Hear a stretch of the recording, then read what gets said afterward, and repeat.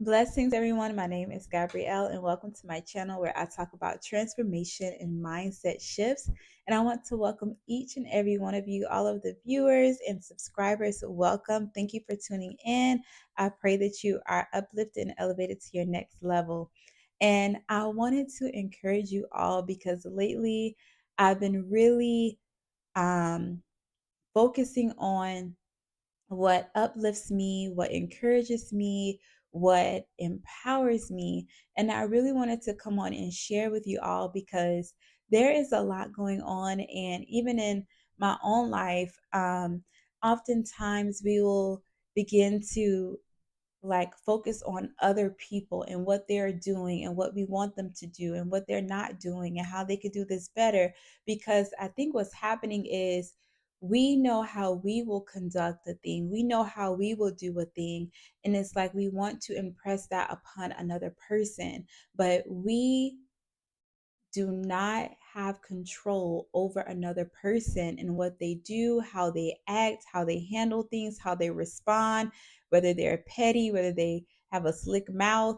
We don't have control over that. We only have control over what we choose to do, how we choose to respond, and setting healthy boundaries. And that has been really helpful in just letting go of the expectations of how you think a person or an organization or someone should act, but implementing your own healthy boundaries will really be beneficial in your peace of mind. It will be beneficial in your focus, your goals, your vision, your health. And I really begin to realize that because once you begin to be so um, consumed with what someone else is doing, you will notice that you'll begin to see different changes in yourself. Things that you normally wouldn't respond to, you're responding to. Things that you normally will allow, you would let brush off, you feel like that you're bothered by it. And when you come to that realization, you need to understand that it's time to get back to you. It's time to pour into you. It's time to love yourself, to trust yourself, to nourish yourself, to fill yourself up, and whatever that means to you, because it's very important that the same amount of effort and energy we try to give to another person to keep them in alignment with whatever, give that to yourself. Move that focus off of that person, off of that situation, off of that organization, and move it back to yourself. What can I be doing? What has God given me to cultivate? What has God given me to steward over? What has God given me? What has He placed in my hand to multiply? Am I in alignment with what God has given me to do? Do I know the vision He has for me, the plan He has for me, the purpose He has for me? And am I in alignment with it? Begin to take all that focus and begin to put it towards what you are supposed to be doing, nourishing yourself, your mindset, your health, your goals. And that is a huge realization that I really had to sit with and I really had to meditate on. And when you let go of control, when you let go of the expectations or those things that you know that you would do, like you know how you have your way in doing things, your way in responding, and you think everybody else should do it that way. No, let go of that. Let go of that, and just accept people for how they are. If you know so and so responds like this, if you know so and so acts like this, that's who they are. That is who they are. You can set a healthy boundary, or you can choose to be there and interact with them. Either way, you have a choice for what you choose to do, but you can't control another person.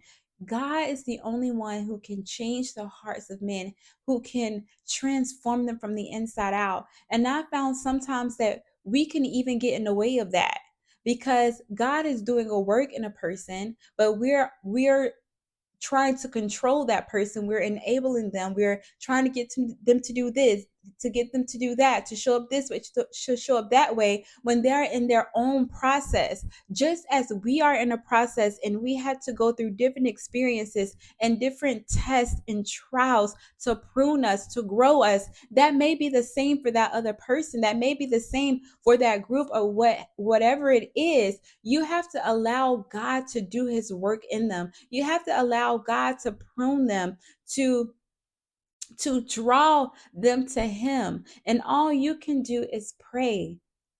Pray that their heart is open to receive.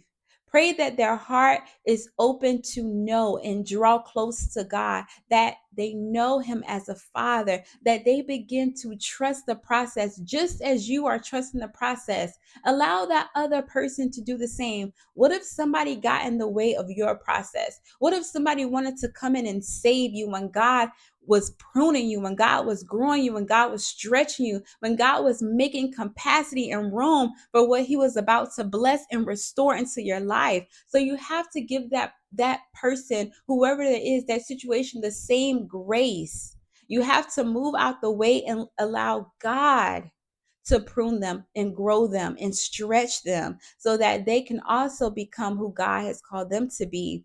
And I think that is very important. That's why it all comes back to focusing on you. What is God telling you to do? What is God wanting you to do? What is God calling you to do? What is the vision? What is the purpose? What is the assignment? Are you showing up in each day asking him, what is it that you want me to accomplish? Even the night before, in your journal, in your notebook, Lord, what is it that you want me to do?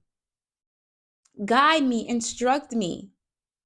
And I realized that it's also important to ensure that you are nurturing yourself in every aspect. That's your mental health, your spiritual health, your physical health.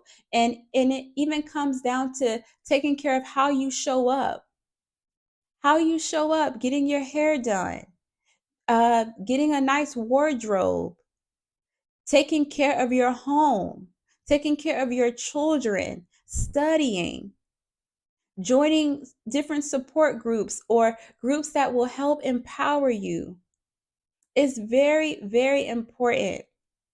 And I began to meditate on Psalms 139 and 17. And it says, how precious also are thy thoughts unto me, O God. How great is the sum of them. And I begin to really just sit with this. How great are your thoughts of me?